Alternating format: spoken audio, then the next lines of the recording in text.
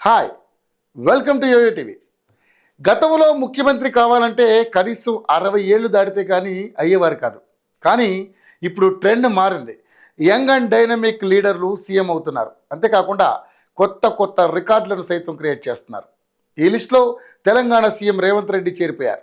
సామాన్యుడికి మేలు చేయడమే లక్ష్యంగా నిర్ణయాలు తీసుకుంటున్నారు. ప్రతి అంశంలో తనదైన ముద్ర వేసుకుంటూ పాలన సాగిస్తున్నారు. ప్రజల నమ్మకాన్ని నిలబెట్టడంలో ఎన్ని ఆటంకాలు ఎదురైనా వెనకడుగు వేయకుండా ముందుకు సాగుతున్నారు. ప్రజల ముఖాల్లో చిరునవ్వు కోసం పరితపించారు. అటు పార్టీ ఇటు ప్రభుత్వం సమన్వయం చేసుకుంటూ తన నాయకత్వ సమర్థతను నిరూపించారు. ఇలా ఈ ఏడాది కాలంలోనే సీఎం రేవంత్ రెడ్డి తెలంగాణలో కొత్త రికార్డులు నెలకొల్పారు.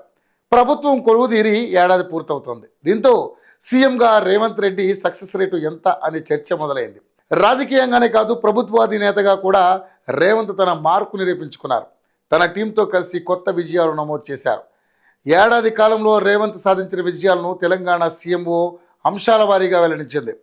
దేశంలో ఏ రాష్ట్రంలో ఎన్నడూ చేయని విధంగా ఆర్థిక కష్టాలు ఉన్నా ఒకే విడతలో 2 లక్షల రూపాయల వరకు రుణమాఫీ చేసి కొత్త రికార్డు క్రియేట్ చేశారు. అదేవిధంగా దేశంలో కొత్త ప్రభుత్వం ఏర్పడ్డ తర్వాత అతి తక్కువ సమయంలో అధిక సంఖ్యలో ప్రభుత్వ ఉద్యోగాలు ఇచ్చిన ఘనత రేవంత్ రెడ్డి ప్రభుత్వానికే దక్కింది. రేవంత్ పాలనలో సన్న వరి పండించిన రైతులకు బోనస్ అందిస్తున్నారు. 1947 నుంచి ఏ రాష్ట్రంలోనూ లేని విధంగా తెలంగాణలో రికార్డు స్థాయిలో వరి ఉత్పత్తి జరిగింది. రాష్ట్రంలో ఆక్రమణకు గురవుతూ వస్తున్న సరస్సుల పునరుద్ధరణ మొదలైంది. 40 ఏళ్ల తర్వాత ఆక్రమణలు నిలిచిపోయాయి. ఎంతో ఘనచరిత్ర ఉన్న నాటి పాలకుల నిర్లక్ష్యంతో కలుషితమై నిరుపయోగంగా మారిన మూసీ నదిని 50 సంవత్సరాల తర్వాత రేవంత్ పాలనలో కొత్త శోభ సంతరించుకోబోతోంది. వాతావరణ సవాళ్లను ఎదుర్కోవడానికి రాబోయే 50 ఏళ్ల అవసరాలకు అనుగుణంగా అద్భుతమైన నగరంగా హైదరాబాద్ సుస్థిరమైన వృద్ధి చెందేలా రేవంత్ పక్కా ప్రణాళికబద్ధంగా అడుగులు వేస్తున్నారు. దేశంలోనే తొలిసారిగా స్కిల్ యూనివర్సిటీని రేవంత్ ఏర్పాటు చేస్తున్నారు. అదేవిధంగా దక్షిణ భారతదేశంలోని అతిపెద్ద క్రీడా విశ్వవిద్యాలయం రేవంత్ నాయకత్వంలో ఏర్పాటుకు అడుగులు పడుతున్నాయి. ప్రజలకు ఇచ్చిన హామీల అమలులోనూ రేవంత్ ముందు వరుసలో నిలిచారు. ప్రజలకు ఇచ్చిన గ్యారంటీల అమలుకు శ్రీకారం చుట్టారు. మహిళలకు ఉచిత బస్సు, 500 రూపాయలకే వంట గ్యాస్ సిలిండర్లు, 200 యూనిట్ల కంటే తక్కువ వినియోగం ఉన్న ఇళ్లకు ఉచిత విద్యుత్ అమలు చేస్తున్నారు. రైతులకు 24 గంటల ఉచిత విద్యుత్ సరఫరా అవుతోంది.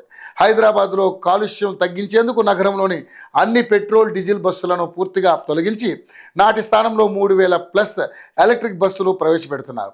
అదేవిధంగా నగరంలోని బాపుఘాట్లో ప్రపంచంలోనే అతిపెద్ద గాంధీ విగ్రహం ఏర్పాటు చేస్తున్నారు. ఇవే కాకుండా హైదరాబాద్ నగర ప్రజల అవసరాలకు గోదావరి నుంచి తాగునీటిని అందిస్తున్నారు.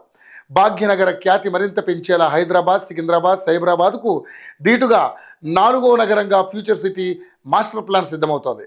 రాష్ట్రంలో 10 ఏళ్లు నిర్లక్ష్యానికి గురైన రెసిడెన్షియల్ పాఠశాలల పిల్లలకు రేవంత్ ప్రభుత్వంలో ఆహారం, కాస్మెటిక్ బడ్జెట్లు పెరిగాయి. మహిళలకు రేవంత్ ప్రభుత్వం పగ్గాలు చేపట్టిన నాటి నుంచి అండగా నిలుస్తున్నారు. మహిళలను పారిశ్రామికవేత్తలుగా తీర్చిదిద్దేందుకు రుణాలు అందిస్తున్నారు. రాష్ట్రంలో సర్వే నిర్వహిస్తూ రాష్ట్రంలో ప్రతి ఒక్కరి అభ్యున్నతి దిశగా అడుగులు వేస్తున్నారు. రెసిడెన్షియల్ పాఠశాలల నిర్వహణలో సంస్కరణలు ప్రవేశపెట్టారు. దళిత, గిరిజన, ఓబీసీ, మైనార్టీ విద్యార్థుల కోసం రాష్ట్ర వ్యాప్తంగా ప్రపంచ స్థాయి సౌకర్యాలతో కొత్త క్యాంపస్లు అందుబాటులోకి వస్తున్నాయి. అవినీతికి చిరునామాగా మారిన ధరణి పోర్టల్ సంస్కరణ బాధ్యతలు ఎన్ఐసికి అప్పగించారు. రాష్ట్రానికి సీఎం అంటే సేవకుడు మాత్రమే అనేలా గత పాలకులకు భిన్నంగా సామాన్యులు కలిసే అవకాశం కల్పించారు. అన్ని ప్రభుత్వ కార్యాలయాలకు సామాన్యులు వెళ్లే అవకాశం కల్పించారు. గతం కంటే భిన్నంగా తెలంగాణ రాష్ట్రంలో మీడియా స్వేచ్ఛ పునరుద్ధరించారు. వార్తలపైన నియంత్రణ, బెదిరింపులకు కాలం చెల్లింది. డ్రగ్స్ పైన రేవంత్ సర్కార్ యుద్ధం ప్రకటించింది.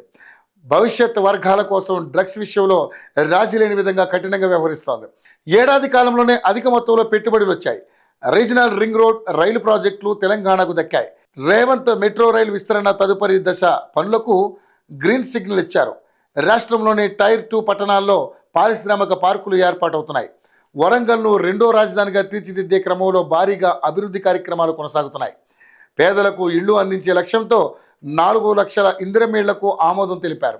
అవే కాకుండా పేదవాడి ఆరోగ్యం కోసం రాజీవ్ ఆరోగ్యశ్రీ ద్వారా ప్రతి వ్యక్తికి 10 లక్షల రూపాయల విలువైన యూనివర్సల్ హెల్త్ కేర్ అమలవుతుంది. సామాన్యుల నుంచి వస్తున్న ప్రజావాణి వినతుల్లో 5 లక్షల ప్రజా సమస్యల పరిష్కారం అయ్యాయి. ఇక ప్రతి నెల మొదటి తేదీన ప్రభుత్వ ఉద్యోగుల వేతనాలు, పెన్షన్ల చెల్లింపు కొనసాగుతోంది. తెలంగాణ తల్లి విగ్రహ ఆవిష్కరణకు రంగం సిద్ధమవుతోంది. త్వరలోనే విగ్రహావిష్కరణ ప్రతిష్టాత్మకంగా నిర్వహించనున్నారు. ఈ విగ్రహం రాష్ట్ర గౌరవం, సంస్కృతి మరియు సాంప్రదాయాలను ప్రతిబింబించేలా రూపుదిద్దుకుంటోంది. అదేవిధంగా తెలంగాణకు ప్రత్యేక గీతం సిద్ధమవుతోంది. తెలంగాణ రాష్ట్ర స్ఫూర్తిని, గొప్పతనాన్ని, ప్రజల ఐక్యతను పునరుద్ఘాటించేలా కొత్త తెలంగాణ గీతం రూపొందిస్తున్నారు. ఈ గీతం ద్వారా రాష్ట్ర స్వాభిమానాన్ని ప్రోత్సహించడమే లక్ష్యంగా కనిపిస్తోంది. తెలంగాణ ప్రతిష్ట పెంచేలా రాష్ట్ర గౌరవానికి ప్రతీకగా టీజీ రూపాన్ని చిహ్నంగా ఎంపిక చేశారు. ఏ రోజైతే రేవంత్ అనే నేను అని ప్రమాణం చేశారో ఆ రోజు నుంచి నేటి వరకు ప్రజా సమస్యలను శ్రద్ధగా వింటూ తెలుసుకుంటూ పాలనలో మెరుగుదల లక్ష్యంగా ప్రజాభిప్రాయ సేకరణ చేస్తూ ప్రజల పాలన అందిస్తున్నారు.